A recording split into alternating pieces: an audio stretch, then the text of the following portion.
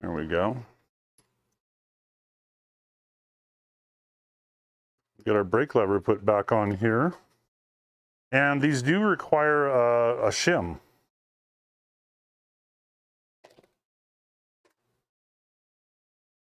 And so what I've been doing is taking a piece of rubber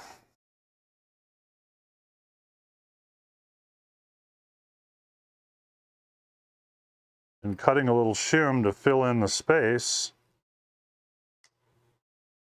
so that the lever can clamp on again.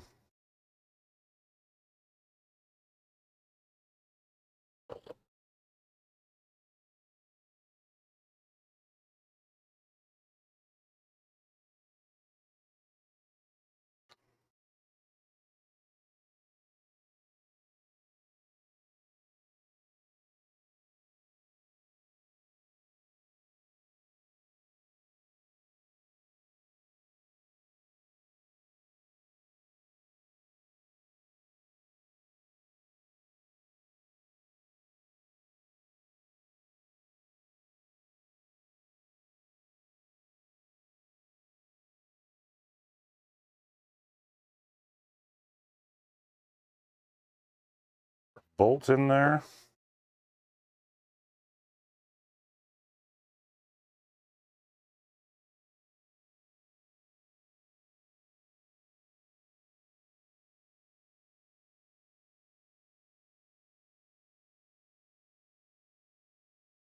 I want to leave it a little bit loose so that we can still slide all this around, get it into the right spot.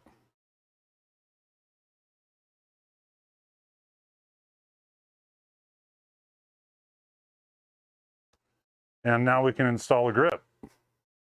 Jet lag is a bitch and I'm her pimp. How you doing, Bougie?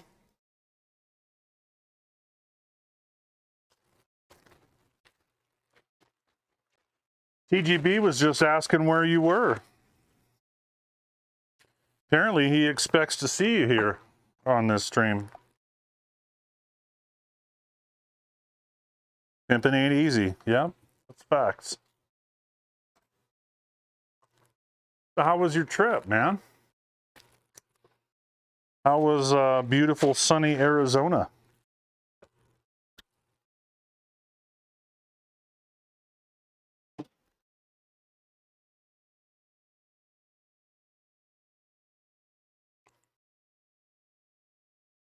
Okay.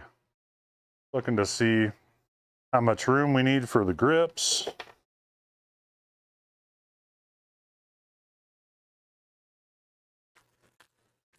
Throw some trash away. Work trip, so mostly got to see cubicles. Yay! Lucky bastard. I don't get to see cubicles. I don't even usually get to build cubicles. So a little bit of denatured alcohol on both the bar to clean it and to lubricate the grip. So it slides on there completely. I'm gonna get your lines straight.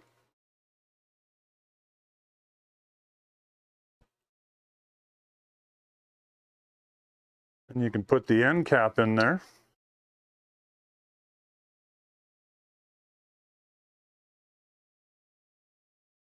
Slide your brake lever.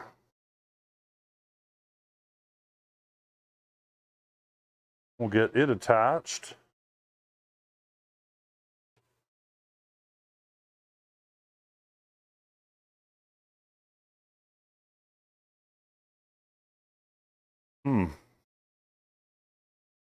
Something about that seems incorrect.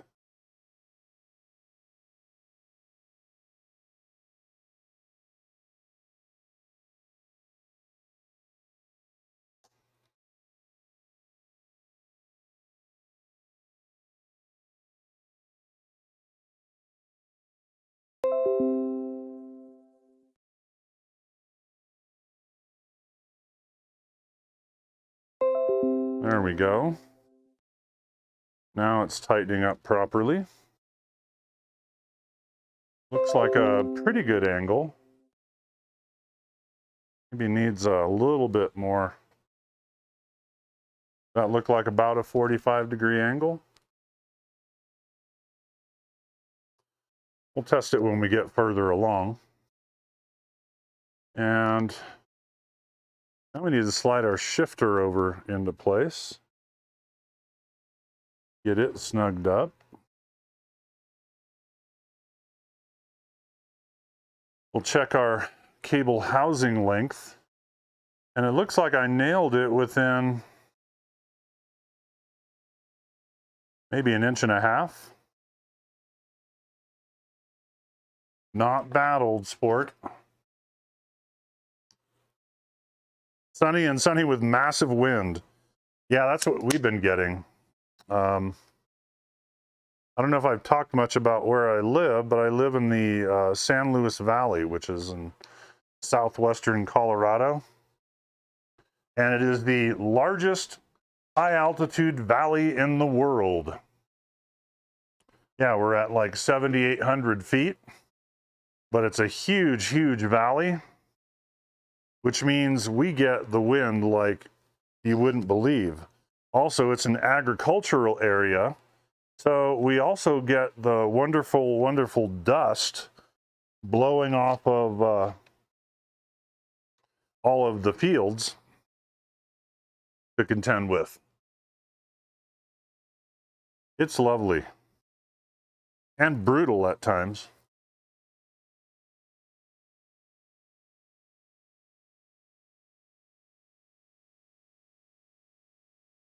I mean, literally, you have to consider everything being able to blow away.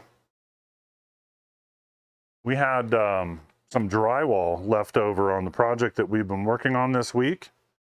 And these are like 12-foot sheets of drywall.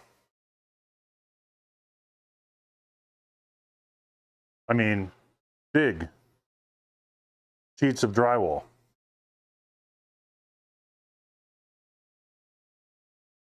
Oh, it's having an issue.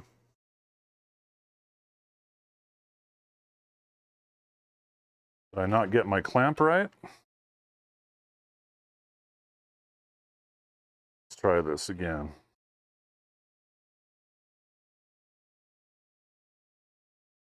Yeah, it seems to be right at the bottom bracket. Maybe I have that pinched.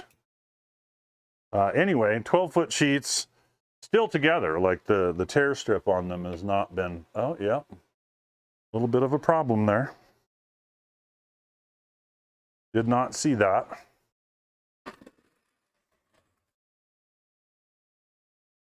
Make sure I got this in the right spot and that it's not damaged.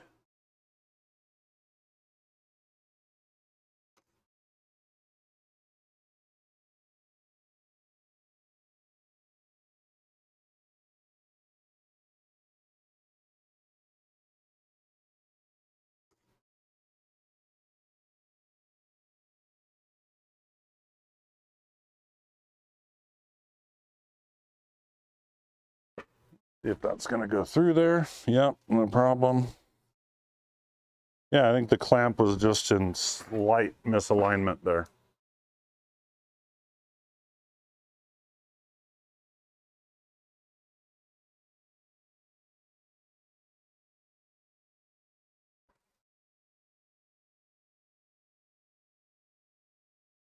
And it was pinching on the housing just enough to cause some interference.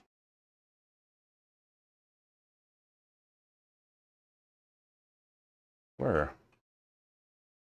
Okay. Looked like it was going to go right back in the same old spot.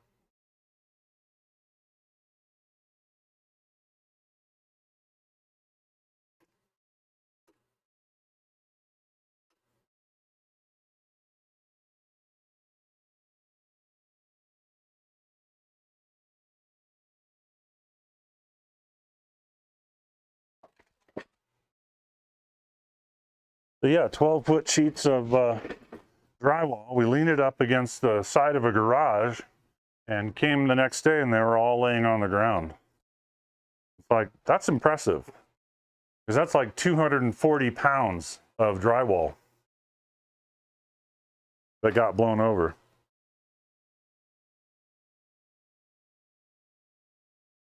Okay, now we're out the rear end of the cable run. Adjust our shifter barrel adjuster all the way in and then a couple clicks out.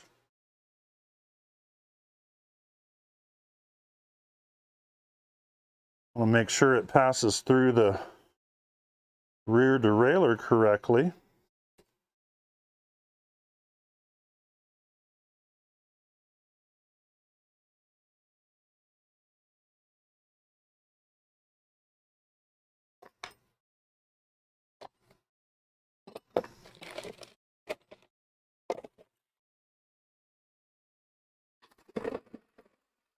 Let me make sure I've got this shifted all the way. Okay.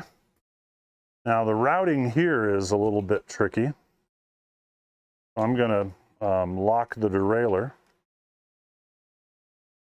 Seems to help a little bit with getting this through the right spot.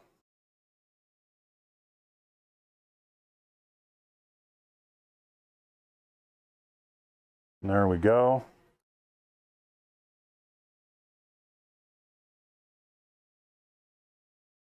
Loosen our binder bolt up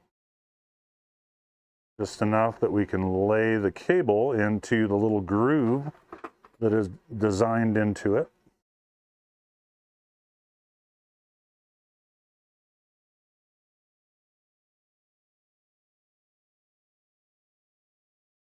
Get that snugged.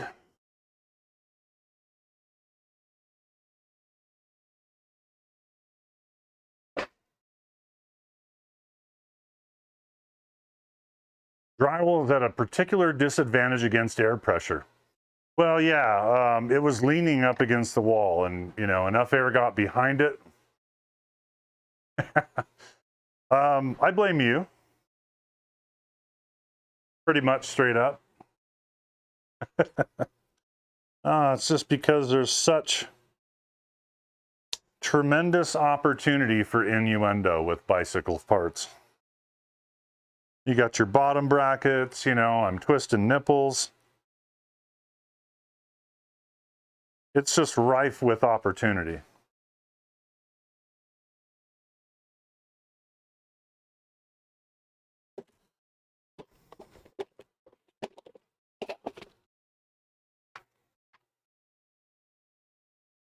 Okay, we're going to get out a little cable crimp here. Keep the end of the cable from fraying.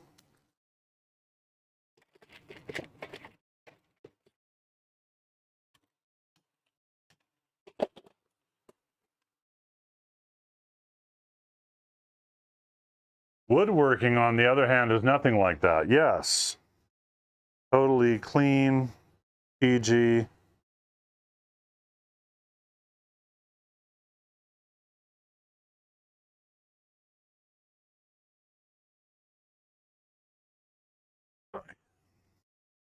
Ah, darn it.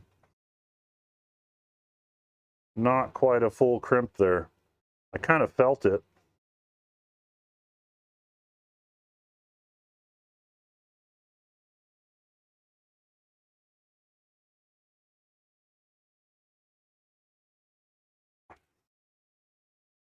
There we go.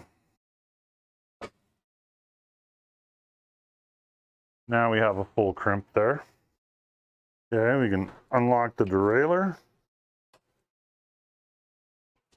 And now we actually have a shifter.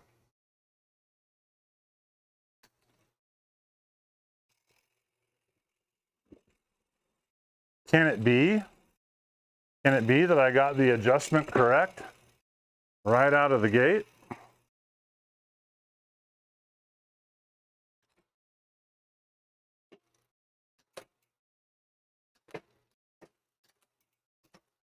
Very close. One thing nice about these drivetrains is they're very, very simple. You get them set up properly and yeah, there's just not a whole lot to go wrong with it. That usually means something else is grossly wrong. Yes, We are waiting for the other shoe to drop, for sure. Okay, let's get the other brake lever off of here. We'll do the shifter delete. Get the other grip on here.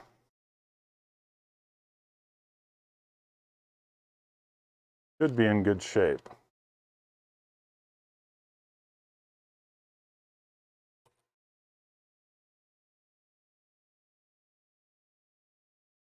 Go. Shifter deleted.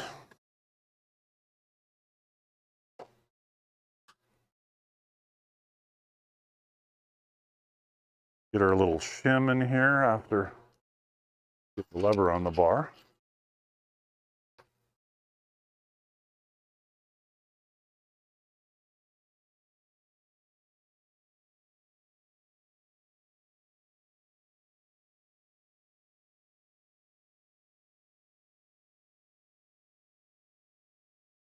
Okay. Some access here.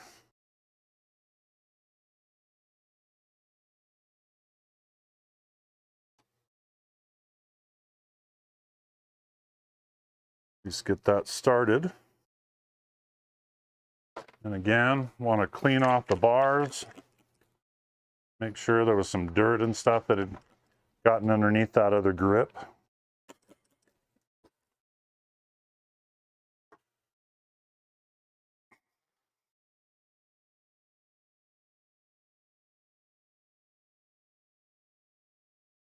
There are lines on the grip that you can get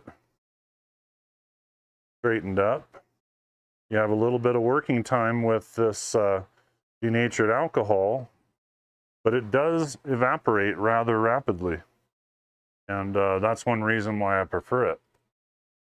In the bike shop, you know, a lot of times customer wants a bike right away. Well, if you're waiting for grips to adhere, then it's going to cost you some time. But yeah, for all the same reasons, I like using the denatured alcohol. I think it does a good job of cleaning residue off the bars.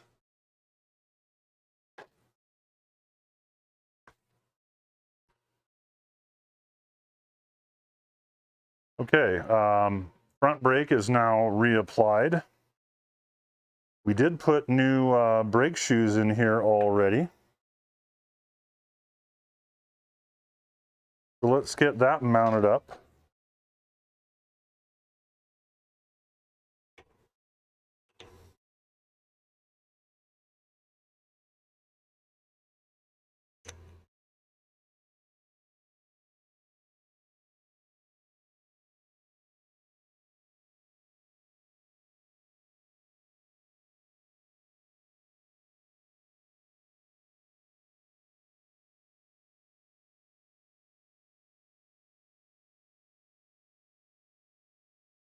By 5.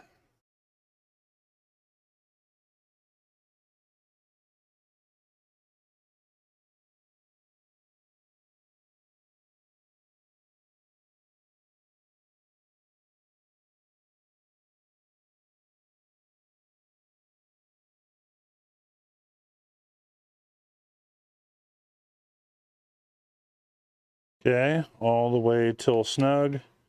Backed off a little bit.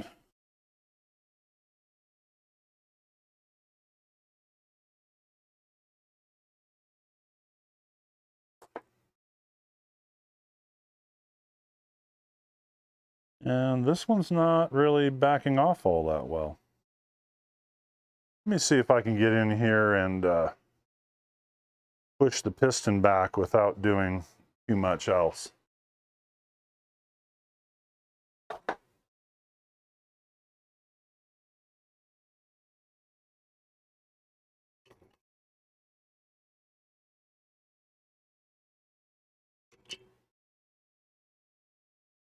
That definitely opened it up a little bit.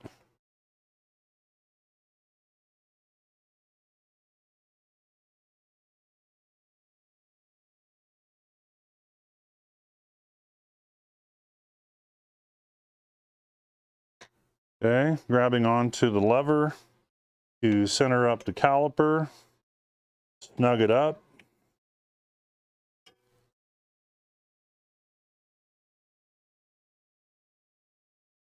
And it needs just a little bit of adjustment.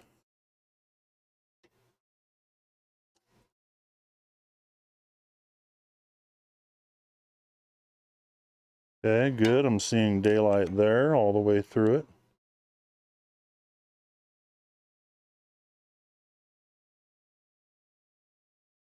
I think we're there.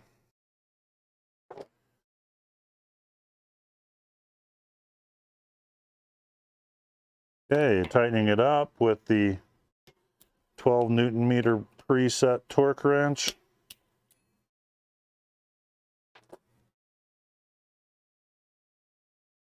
We did not do the rear brakes, but we have also not done tires.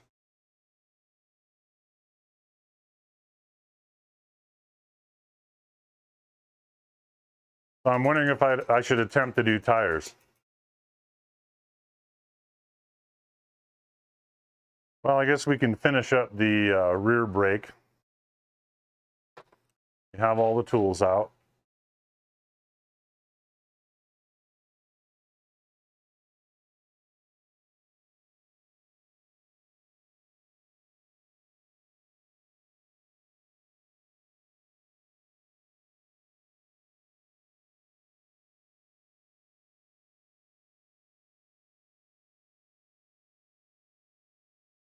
Retain our mounting bolts.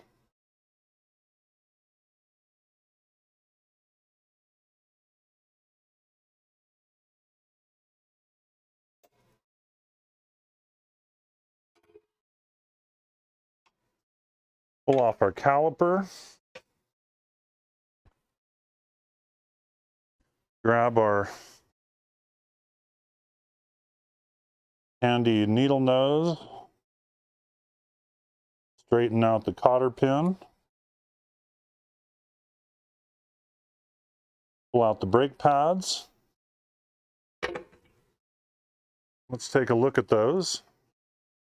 Just want you to see how thin that one pad is. Like almost to the backer.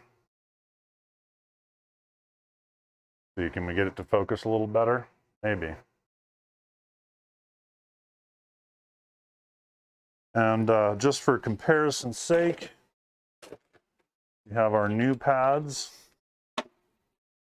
cotter pin.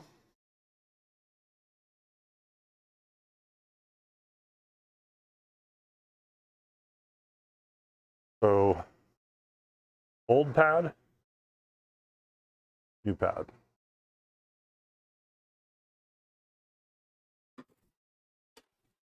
I'd say they were due. I'd say it was a good call for us to replace all the brake pads.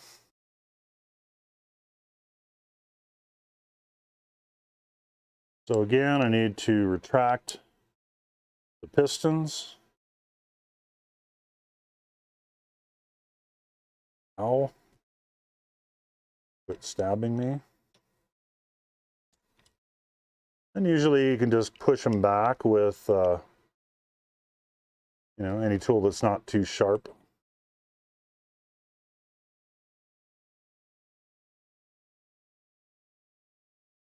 Wrench usually works pretty well.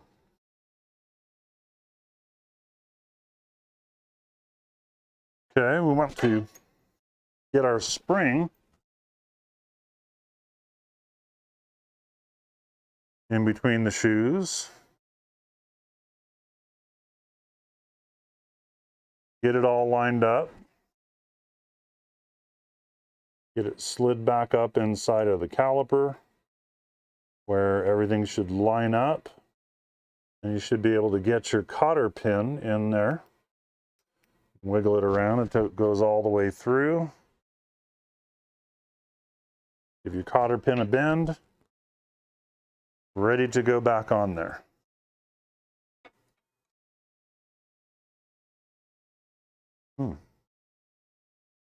That is just not opening up all the way. I don't know, this one might need a little bit of a bleed.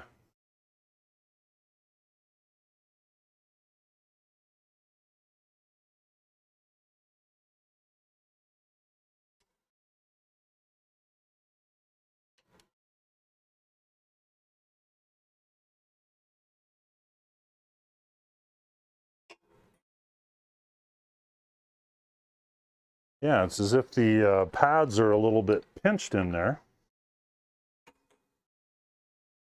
And I'm not able to get it to fully retract. So what I have seen is that sometimes a little bit of pressure builds up inside of the system. I've seen it in bikes that were shipped from one location to another. Like the difference in altitude creates pressure inside of the brake.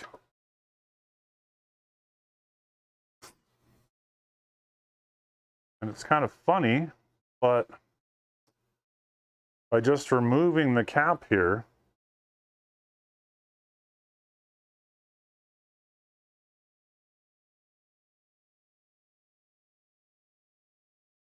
that can relieve the pressure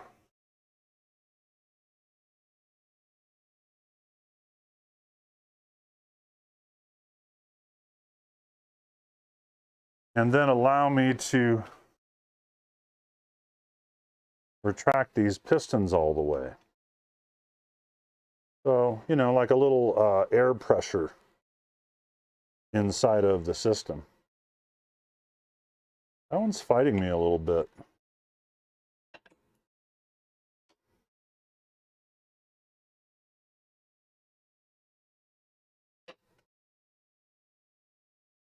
I may do a little bit of cleaning to this. Pull that cotter pin out again. I'm going to pull the shoes out. And we may be dealing with a stuck piston.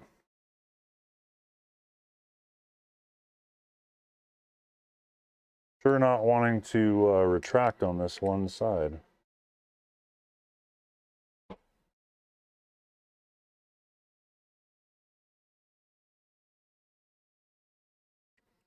And now it just did.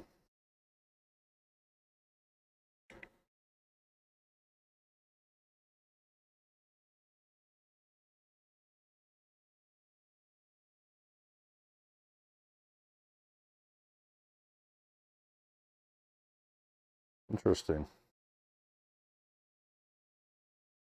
Okay, let's see if that did it.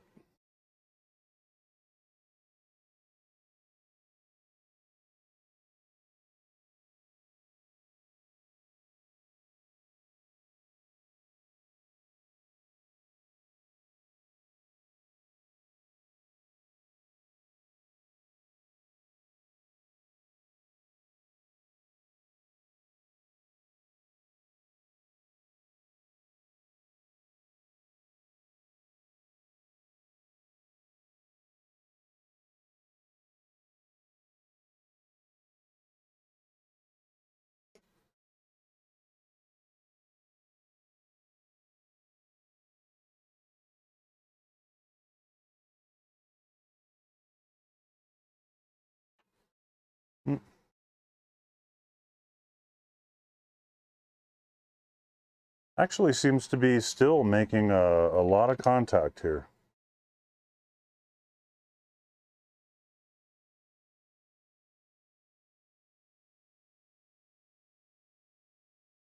Let me try giving the lever a few squeezes.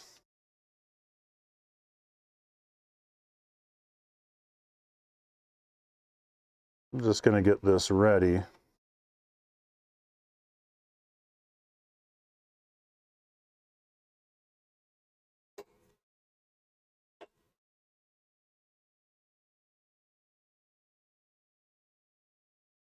Okay.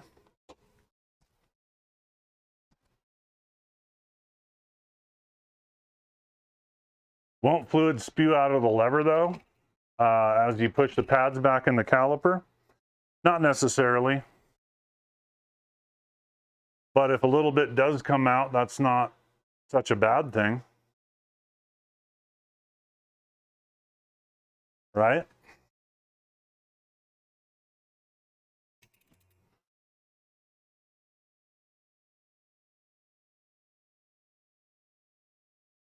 What a dummy.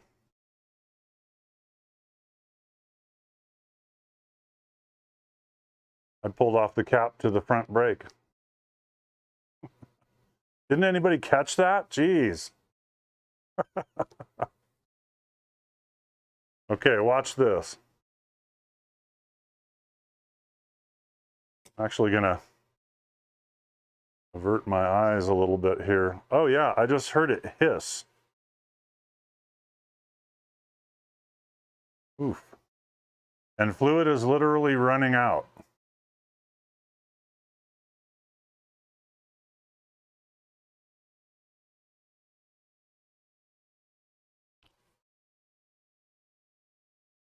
I'm sorry. Am I a weirdo for keeping my rear brake cable actuated? You mean like as you ride?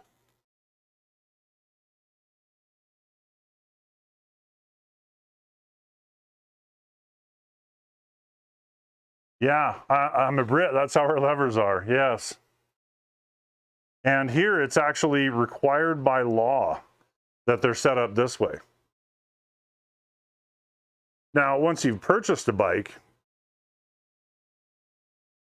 oh, your front is hydraulic and your rear is cable actuated. No, that makes total sense because your front brake is your more powerful brake. That's like 70% of your braking power. Much like on cars, where they will have disc brakes on the front end of the car and drum brakes on the rear end of the car because they just don't do that much as far as braking.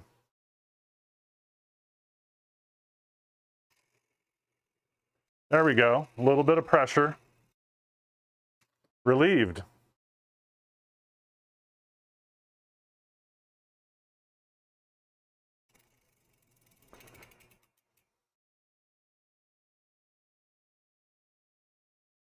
This is still not really retracting like I would like it to.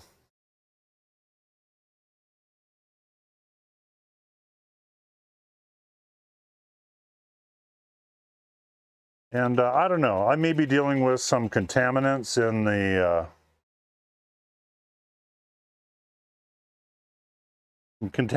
the fluid. I may just bleed this regardless.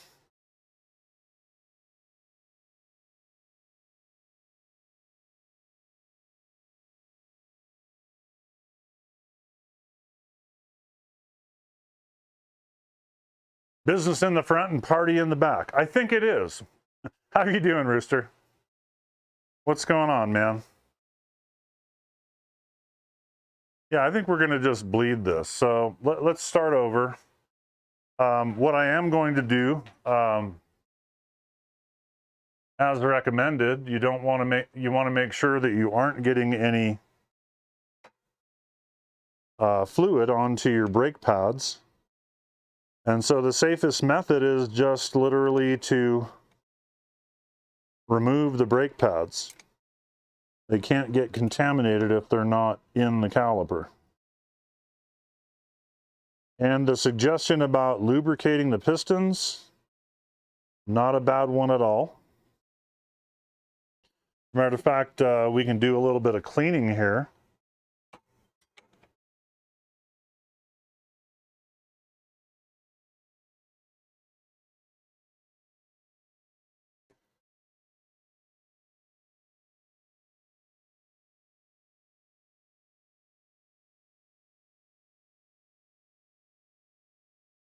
So pull the pin again.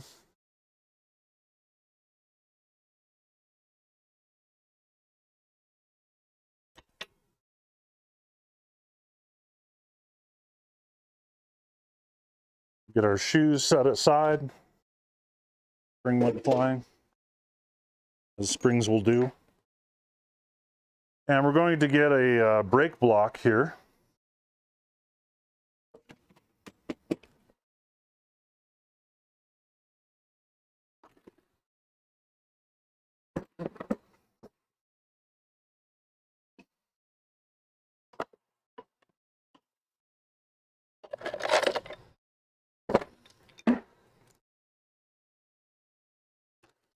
See if this one will fit.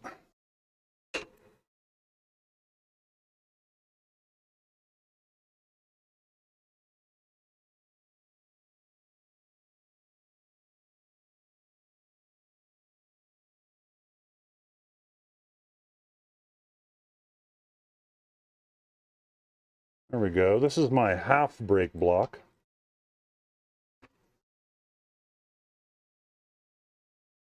So what this does is it allows me to get one of the pistons to move out,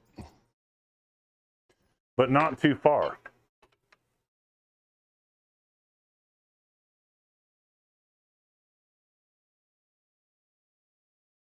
And then I can get in here, spray it with some denatured alcohol. You get out my special tool for cleaning brakes, which is a Q-tip.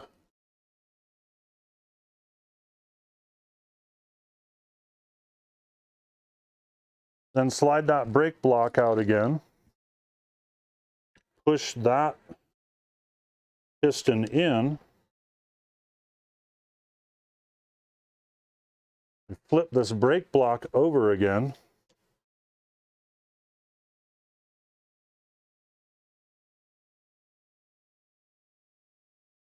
Come on, get in there.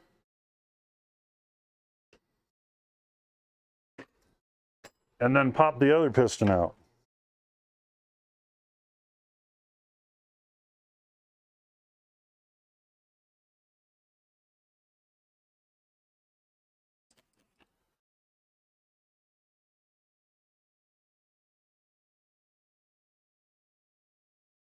Okay.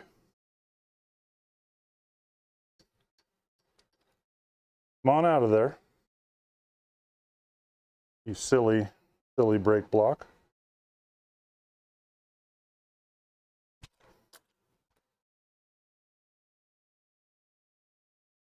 Okay, now I am going to undo the pop-up here again, because it's still fighting me a little bit. Got you on in the shop. Lurk mode engaged, gotcha.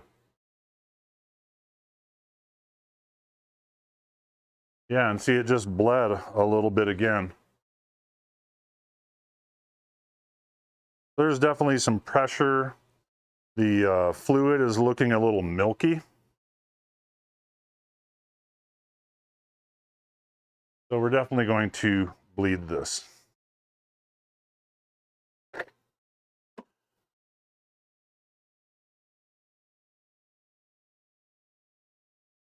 Actually, I'm just going to leave this open for now.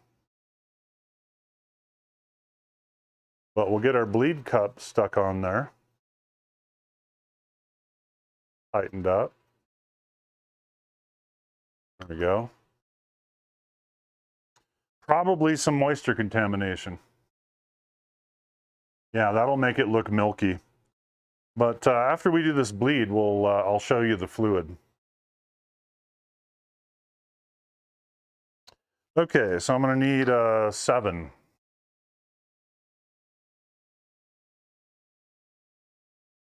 And I got one right in here. Oh no. 7 is missing. That's because I did brake bleeds before. There it is. Okay. So I have 2 different sets of syringes. One is just for mineral oil, like these Shimano brakes use. And the other one is for dot fluid, just so we don't get any cross-contamination between the two.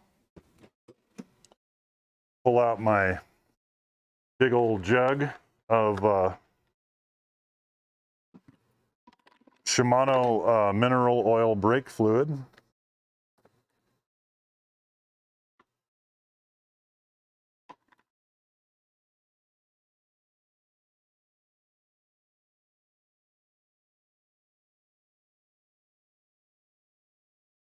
We'll fill the syringe. burp it.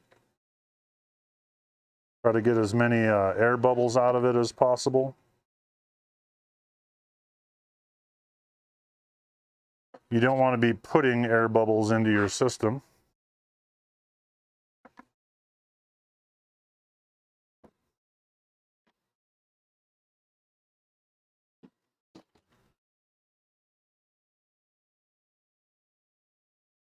At the break down here, there's a little barb that the hose from this sticks onto. And I like to just pull the entire rubber cover off of there. Get your hose attached. There we go. It's just a push fit. And then there's a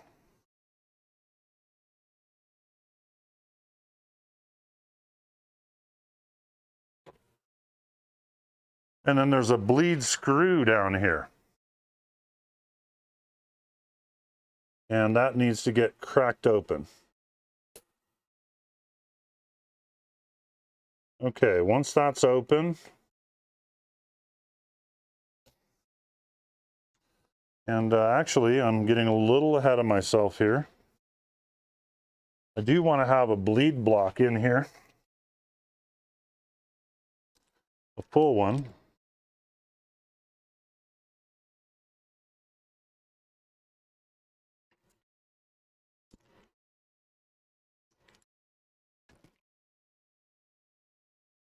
There we go. Now we come up to the top, I pull off the cover, and there's a little plunger.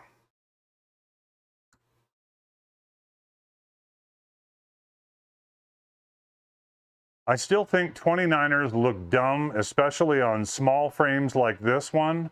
29er wheels look good on proportionately sized frames though, i.e. 21 inches or bigger. Yeah, that's legit, I'd say. Because for a smaller person, you could probably get away with 27.5 or even a 26 for that matter. But on the courses that our racers are racing on, they are what people like to say nerfed or groomed. I mean, they're still a mountain bike course, but they're just nothing as rough as what a lot of enthusiasts will ride on out there, which is one reason for the hardtail. But because it is a race and it is about speed, that is really where the 29er kind of shines. Once you get these big wagon wheels spinning, yeah, you can go fast very easily. And it goes up and over obstacles very easily. Okay, so now our bleed screw is open down here. Our cup is open at the top. We should be able to start pushing some fluid through there. And up here, you'll see my cup filling up.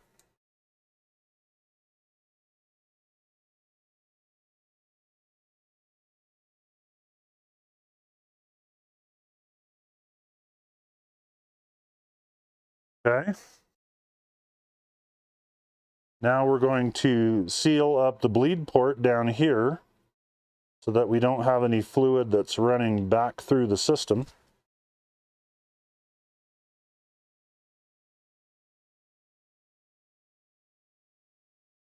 Pull off my hose.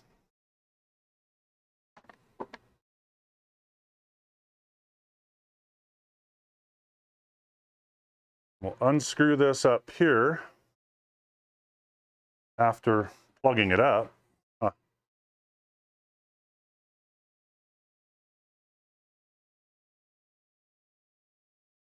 And whoa Nelly. And you see that lovely, lovely fluid. So keep in mind, this is the color that it's supposed to be.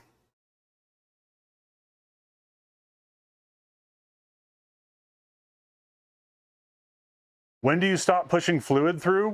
When the syringe is done. The syringes are sized for the amount of fluid that the system actually takes.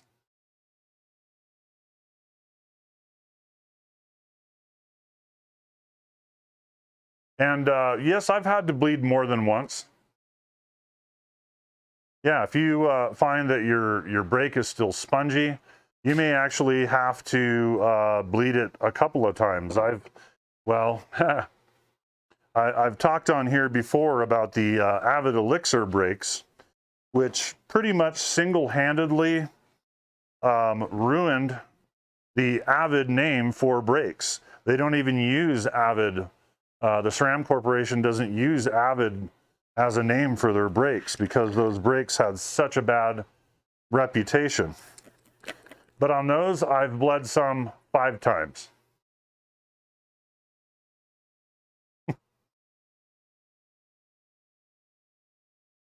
And no, I can see it now. It's pink.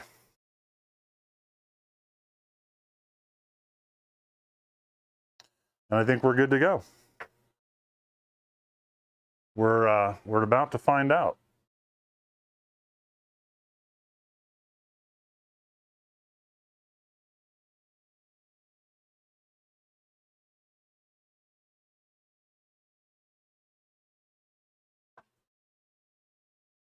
Okay. I am going to do a little lube down here. I have a small bottle of Shimano hydraulic mineral oil. And as you said, lubricating those pistons, the best lubrication for them is the fluid itself. I have used chain lube in a pinch before when I didn't have the little bottle here, but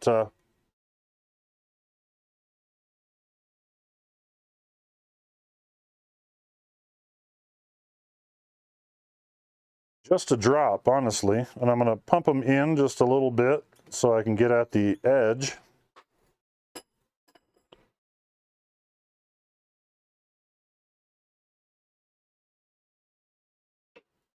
It's not open.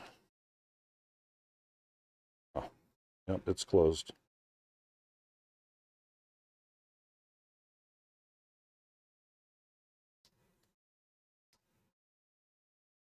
Forgot I had it closed for travel. So just a drop on the piston. Don't want to get too crazy with it because you do kind of risk contaminating your brake pads with this.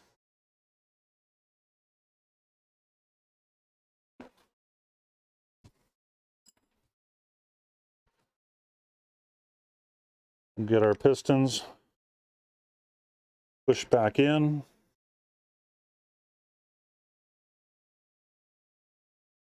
We'll take our denatured alcohol, clean off any residue.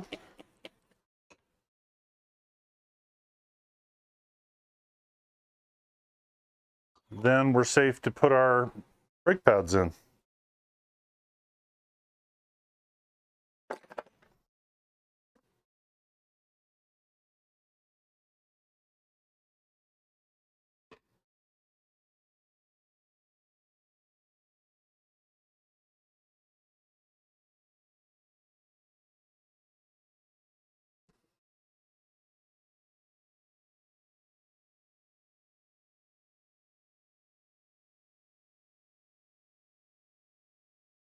It is not quite straight. Maybe that's what I was fighting when I was trying to get it out. There we go. Slip the pin back through.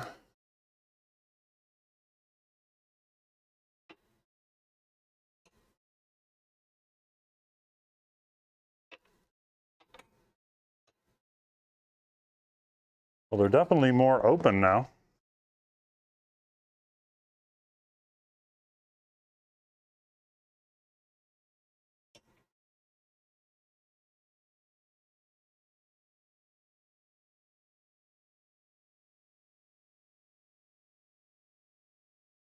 Again, we're just turning these in till they get snug and then backing them off.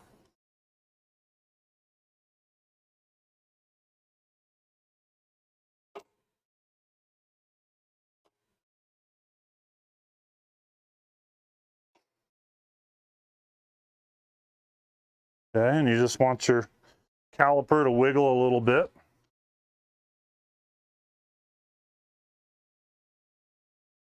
To be clear, we are lubricating the sides of the pistons, correct. And same thing with this lever. And there is definitely some slop in that sucker.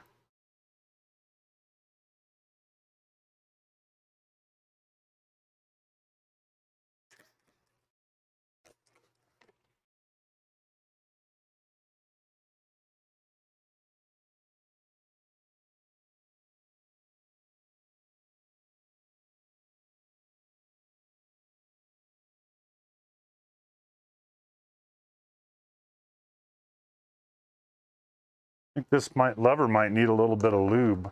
I had another one that was acting like this too.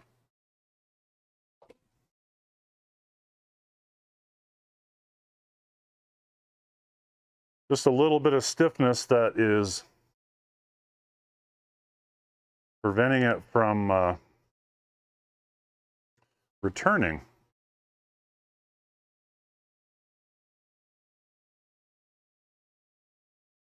Hey, Radiocom, how are you doing? Slop in the system or mechanical slop in the lever? Yeah, like a little bit of mechanical slop in the lever.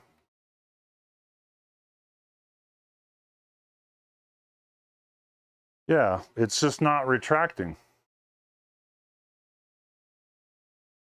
Now, do I have the spring in there correctly? I sure do.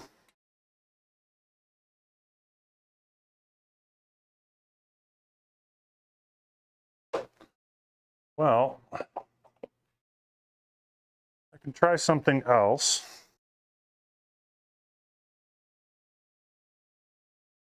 And that is,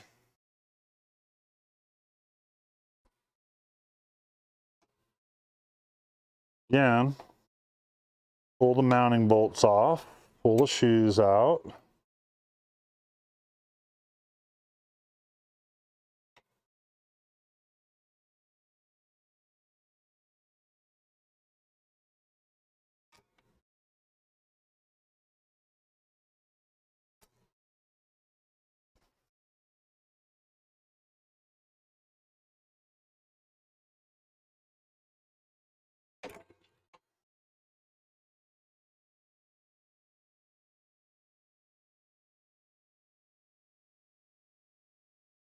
I want to make sure that my spring is not pressed or anything. You know, the little spring that goes in between the pads. I just want to bend it out a little bit farther. Make sure that it has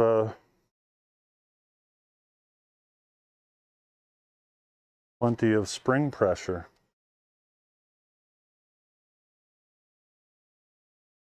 And while I have it open, I want to check it out. I want to see if the pistons are moving equally. And they appear to be. So they're both lubricated, both working freely. Just wanted to make sure that it wasn't some friction there that was preventing it from retracting properly.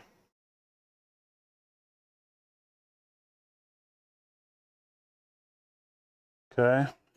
Woo! Now that spring really wants to spring out of there. There, we got it.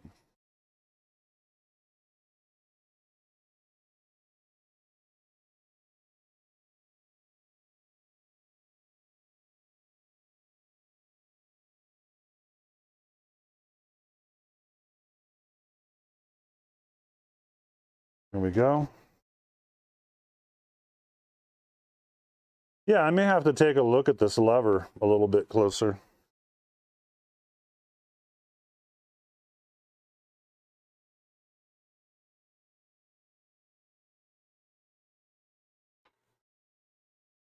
If everything seems okay here.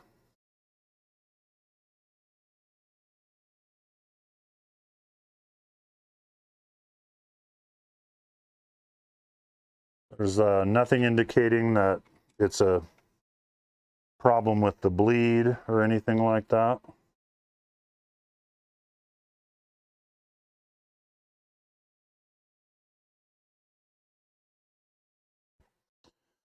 So I'll put the bleed cap back on.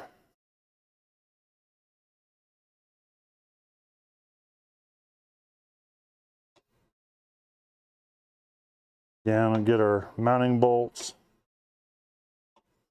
all the way down and backed off.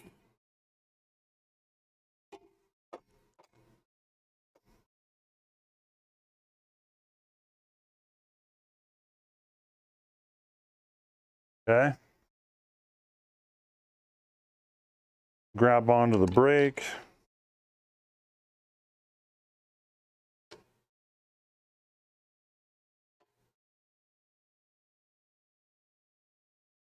Give it that cinch.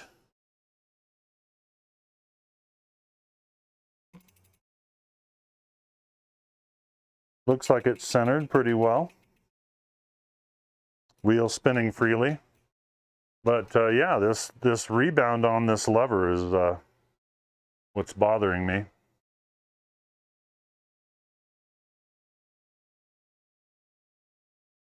Would air in the system prevent the lever from retracting fully? Or does air in system mean you just get a spongy lever when compressing it? It's usually the latter. Yeah. Now, what I'm saying is that I have like almost some built-in slack here.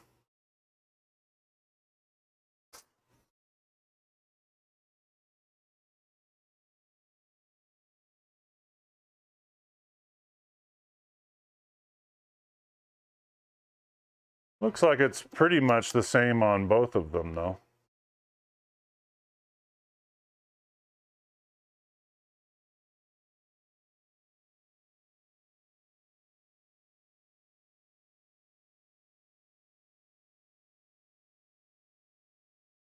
You know, it could be some dirt inside of here. Could be a bent lever that's causing some friction.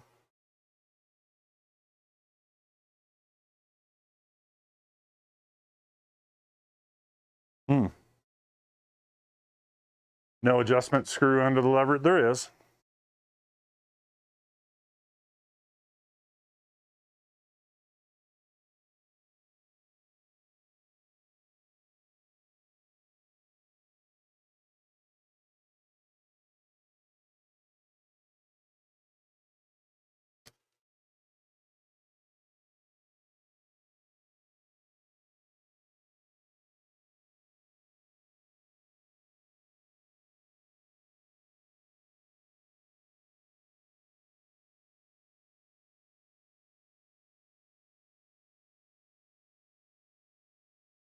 Oh, that's...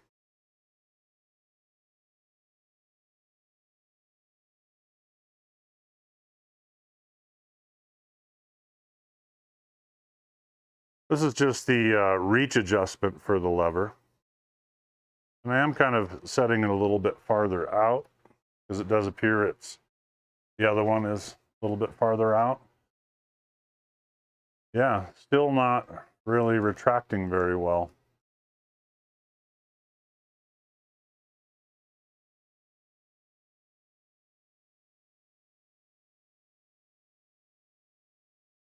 So let me try something here.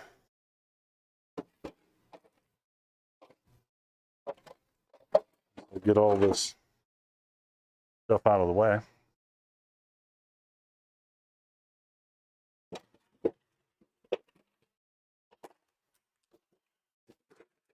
There is a little bit more to do back here too.